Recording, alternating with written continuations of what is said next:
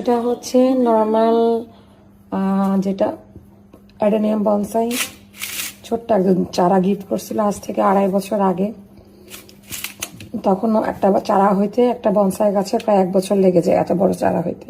তো বড় চারাটা যেটা ছিল সেটা 1 বছর বয়স, তো না আমার 2.5 বছর যুক্ত হলে 3.5 বছর বয়স। এটা অলরেডি ফুল দিয়ে, এই ফুলগুলো অলরেডি ঝরে গেছে। এখান থেকে আবার আমার আগের গত বছরের সিডিং আমি রেখে দিছি চারা করব বলে। অ্যাডেনিয়ামের নিয়ম হচ্ছে কিছু কিছু প্রসিডিউর আছে কাটার।